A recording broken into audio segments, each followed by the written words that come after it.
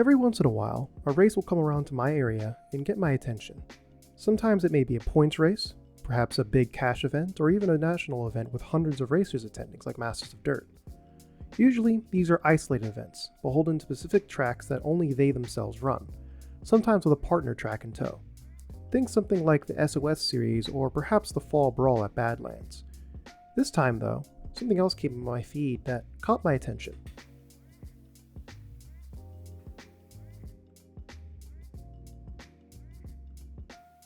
That's pretty good. The Roar Regionals were going to be held at a local track I frequent very often, but better yet, the Roar Nationals were to be held at this very track as well. That's right, from August 10th to August 13th, Hobbytown Columbus's RC track known as The Yard will be home to the 10th scale off-road dirt nationals, so obviously I needed to prepare. And what better way to do so than to experiment during this regional and get a better idea as to what to expect from an event like this. Before we get into the video, I want to take this time to remind you to like the video if you enjoy it, and be sure to subscribe to the channel if you haven't already, and hit the notification bell if you want to stay up to date on when I upload. I promise I won't flood your inbox with notifications. I don't post that frequently. With that out of the way, this is my road to the Roar Nationals.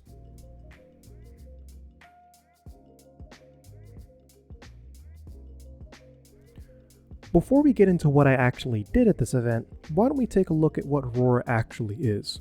Roar stands for Remotely Operated Auto Racers, and is the primary sanctioning body for RC racing in the North American regions of the United States and Canada. Roar itself is split up into multiple different regions, 12 in total, and each region sends a representative that has some amount of sway in the organization itself, usually voicing concerns and situations for their respective region. Above that, you have a set of executive members voted in that basically have the final say in affairs regarding events and rules. As for what Roar actually does, it basically serves as a guideline for RC racing rules for what is allowed and what is not. If you're watching this from across the pond or upside down, then think of it like EFRA or RCRA respectively. They make the rules for pretty much everything, and I do mean everything. From how tall or wide a car must be for the respective class, track specifications, how wide it should be and how big jumps should be, which electronics or engine sizes are allowed for each class, everything.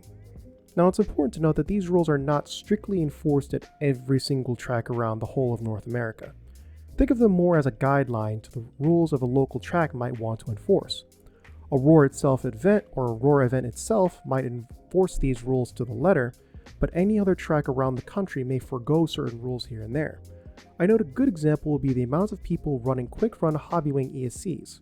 Now to sort of call myself out here, this is something I really should have mentioned in my old budget RC video. Medium-sized side tangent here, but the quick run ESCs are basically a more budget-friendly version of the Z-Run series of ESCs and motors from Hobbywing, and as a result are extremely popular for more budget-minded racers. This quick run 10BL120 has everything a sportsman to intermediate level driver would ever really need, and is able to handle anything down to 4.5 turns for off-road racing. There are a few caveats to this though. The first being the fact that it's a pretty heavy ESC, so if you're literally min-maxing your weight distribution and overall weight, this may not be the ideal ESC for you. Secondly, it's quite a large ESC in terms of surface area, so for some cars it may be difficult to actually mount the ESC cleanly, especially for touring cars and four-wheel-drive buggies. Third would be the fact that it doesn't have all the same functions that a premium Z-Run ESC would have. The largest caveat, however, is none of those things, as the Quick Run 120amp ESC and pretty much all Quick Run ESCs are not Roar approved. Going back to how Roar guidelines are applied, this can either be a non-issue or a deal breaker depending on whether or not you attend national Roar events, or depending on how closely your local track follows the guidelines set by Roar. Why exactly this ESCs and others like it are banned? I have no idea. What matters though is the fact that Roar makes guidelines for RC tracks to follow, and for national events, they're followed to the letter. Another thing to take into account is the fact that Roar is pretty much the North American representative for IFMAR, an international organization that holds worldwide events for RC races. If you think you can just sign up for such an event, don't be too hasty, as each region has a governing body that selects drivers based on their performance in their respective region that they nominate to attend IFMAR races.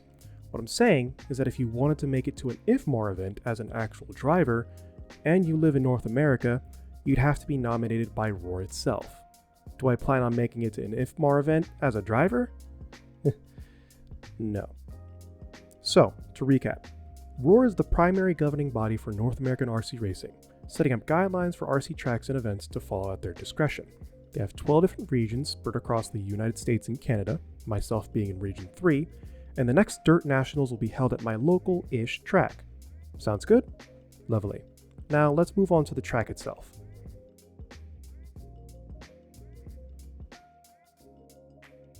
Now I may get a little bit of flack from a lot of the local guys who race at the yard regularly and want some level of home field advantage, but what can I say? Roach needs content, so let's talk about what the track will actually be like for the event. I won't be going too much into detail as to what the layout is actually going to be like, as it is almost certainly to change beforehand for a multitude of reasons. But what I can do is go over the things that will stay consistent from now until then.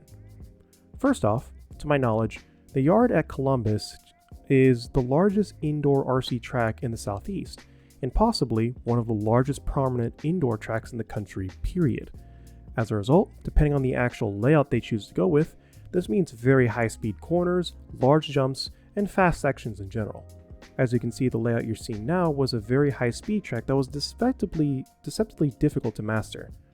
Also, because this track is much larger than other indoor tracks around the country that you may be used to, there can be a lot of people on the track running at the same time without becoming a major traffic issue, at least once everyone has spread out after the initial chaos at the race start. The next thing I want to go over is the track surface and tire choice. Unlike other major indoor tracks around the country like Beach RC, New Reds, Thunder Alley, Hoosier, or Hobby Action RC Raceway, the dirt itself isn't sealed.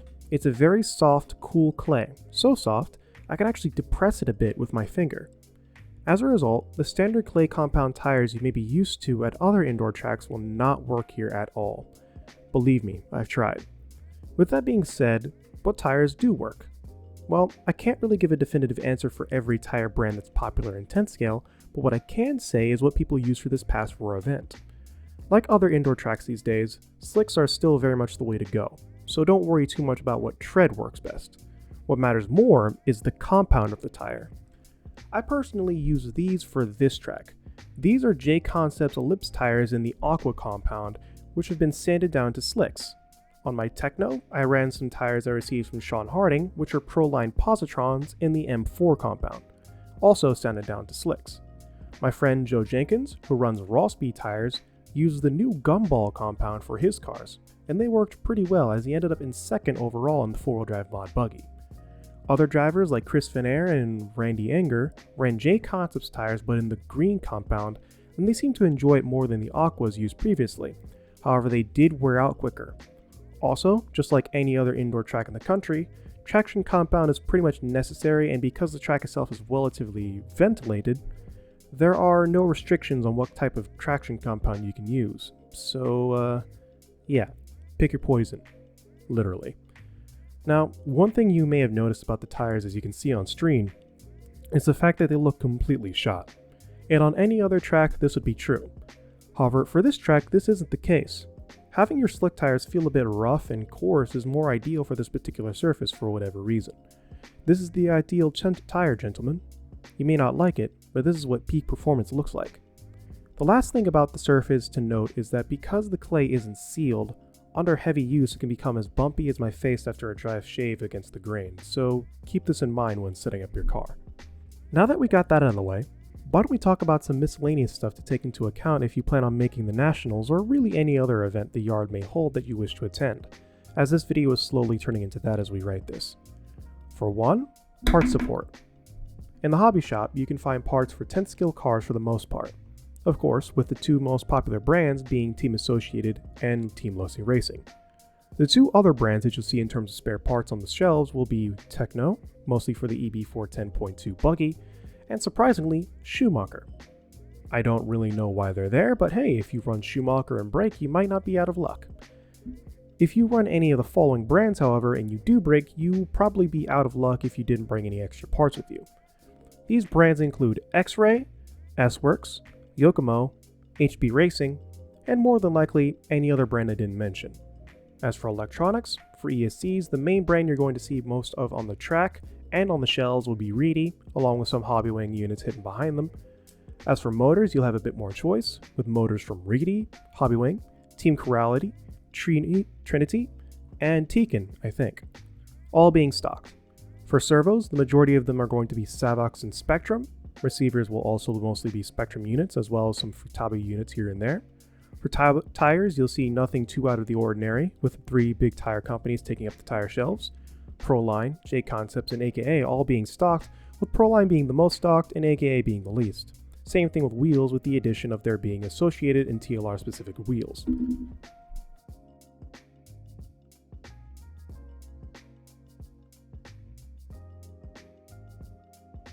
Now, if you only wanted information about the track and what to expect, this is where the point where you can click off the video, as from this point forward I'll be going over how I personally am going to prepare for this event and what you might want to do if you wish to attend a large event at your local track. First, let's go over some general things you might want to do, then we'll get back into what I'll personally do to prep for the Nationals. If a large event is coming to your track, the best thing to do is to attend as many club races at the track as possible to familiarize yourself with the surface. Now, most of the time, if you're going to a big event and that big event is at that track, the layout of the track will be changed in order to avoid giving regulars at the track a home field advantage compared to outsiders. So practicing at the track over and over again to get used to the layout itself won't really work most of the time. Sometimes this isn't the case though. I know at Loganville RC Complex they ran a club race with a new layout before a larger event, so if an opportunity like that arises, don't pass it up if you have the ability to do so. Parts for your car. Regardless of whether or not the event will stock parts for your car. I'm not saying it makes sense to grab a whole kit's worth of spares, although if you have the funds that is a valid path to take, but just grab common breaking points that you think you'd need along with some things that you never thought you'd need. Let's take this B6.4 for example. I've run this platform all the way back to the 6.2, so I have an idea of what tends to go wrong on these cars. You have the common points of breakage, such as the front and rear arms, bulkhead, shock towers, wing mounts, and hubs. One thing you may not think of breaking on this car, however, would be something like the transmission case or steering components. Even though these parts are likely to break, it's exactly that reason for why you won't carry them yourself. Hobby shops tend to carry the parts of the car that tend to break the most often, and tend to carry less, if any at all, of the parts that are less likely to break. As a result, if you happen to break or more likely wear out the transmission case and you go to the hobby shop to look for one, chances are they aren't going to have it and you're going to be out of luck. Some other failure points on cars that I know of on cars that I own or have owned in the past are the following: SE6.2 and T6.2, bumper components, arms, rear hubs.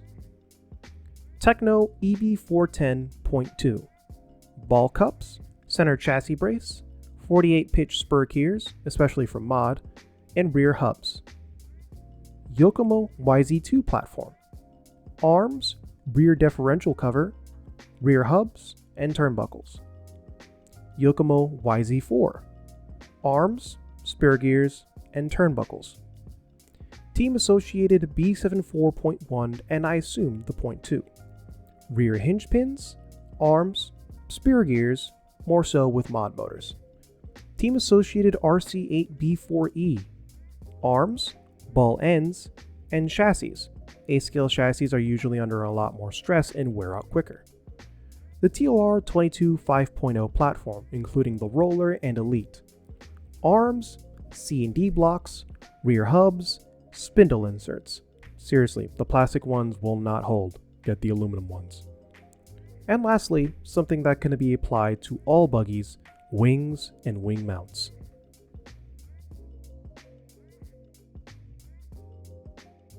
Right then, now for what I plan to do for this upcoming Nationals and pretty much any 10th scale events I happen to stumble into this year. First off, I'll not be running stock unless I'm forced to. I once said long ago that stock classes tend to be cheaper than mod classes, and this is still somewhat true. The price for stock ESCs and motors tend to be less than their mod counterparts, and lightweight LCG batteries also tend to be cheaper most of the time, so the upfront cost can be less than a mod car at a club level.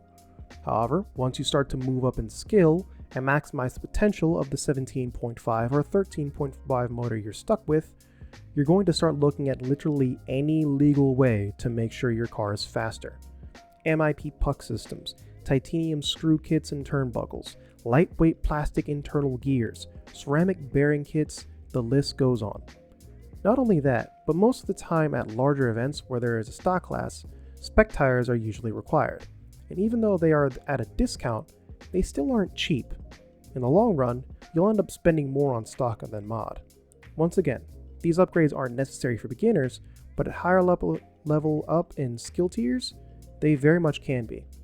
The next step for me personally is going to be something that I'm sure is going to upset a few techno fans out there watching. I'm moving on from the EB410.2. Don't get me wrong, I do really enjoy this buggy, and for beginners either looking to get into 10th scale after only running 8th, or for people looking to grab their first wheeler and want something durable and cheap, I still think that it's the best buggy you can buy for that purpose. With that being said, I need to bring your attention to this gentleman right here. This is Ryan Mayfield. He is a pro RC driver, one of the best in the world in fact, and very recently he signed on with Tekno RC's racing program as sort of their star driver. Just like any of his contracts prior, he now must run his company's products, and that is exactly what he's doing in the 8th scale world. In 10th scale though, things are a bit different. See, since Tekno doesn't make a two-wheel drive buggy, their drivers were usually free to pick from any number of two-wheel drive buggies on the market depending on their contract. Some run Schumacher, others Yokomo, some Associated. However, for their four-wheel drive cars, they always ran Tekno's own EB410.2. More eagle-eyed viewers of RC races who spotted Mayfield's four-wheel drive buggy of choice, however, would notice something quite important. That is very much not a Tekno. This could mean a couple of things, but after my experience at this past regional, I think one of the main things is performance. You can sort of blame Tekno's lack of foresight for this, or just their inability to read the market at the time, but when they designed the EB410 initially, it was very much not built for the extreme high traction indoor clay, carpet, or AstroTurf tracks that were and still very are when the EB410 first came out. It lacks certain things that other buggies that excel on those surfaces have, like diff height adjustment. The design of the battery holder basically forces you to run large 2S batteries unless you're willing to run foam spacers, and the buggy itself is quite heavy. Like I mentioned in my review of the buggy more than a year ago now, however, there are things that this buggy can do that other buggies can't, chief among them being able to handle larger, more unforgiving tracks made for larger scale vehicles. Unfortunately for the Tekno, most 10th scale RC tracks aren't like this, and with the rise of carpet tracks being even more prevalent at higher level events, there isn't really a place for the Tekno to thrive right now, and this leads me to my own experience that I had at the past regional race. Even though the car was easier to drive, and it held up to some serious abuse, I still wasn't able to get my lap times down consistently enough to break into the top spots. I thought this was just my driving and setup, until Chris Van Aert gave me a 7.4.2 to drive after the event. The fastest lap I got with the Tekno during the whole weekend was a 22.7 second lap. With Chris's 7.4.2, it was 21.5 in the first 3 laps of me driving it. With all that being said, by the time this video goes up, my Tekno EB410.2 will already be sold. So, yeah. The last few miscellaneous things I'm going to be doing will be getting as much driving experience as I can, like I mentioned before. I'm also going to be running a new set of lighter batteries while keeping the ones I have for 8th scale purposes. As for which four-wheel drive buggy I'm going to replace the Tekno with, it's hard to say. The main front runners would be the B74.2D and the 22X4 Elite kit, as they are both very well supported at all the tracks I usually attend, and are also both very similar design, with each having their own benefits, so we'll have to see which makes more sense when the time comes to actually buy a new kit. I'll also be running a new set of bodies for the B6.4 and whatever four-wheel drive buggy I end up getting, so stay tuned to see the results of that. And lastly, I'll be sure to film the whole national thing from start to finish as it happens during the actual nationals. That's all for now. If you enjoyed this video, be sure to hit the like button and subscribe to the channel if you haven't already. If you wish to help me out further, be sure to check out my Patreon, where I post updates as to when my next videos will be released, along with teasers to future videos. That being said, I'd like to thank my active patrons Michael William, RC World's Discord server, Casey Nix, Ben Reeves, Dave Armstrong, Joe Jenkins, Rob Bedingfield, Caden Merks, my new patron Rong Chang, and especially Morrison Wad. Thanks for watching, and I'll see you next time.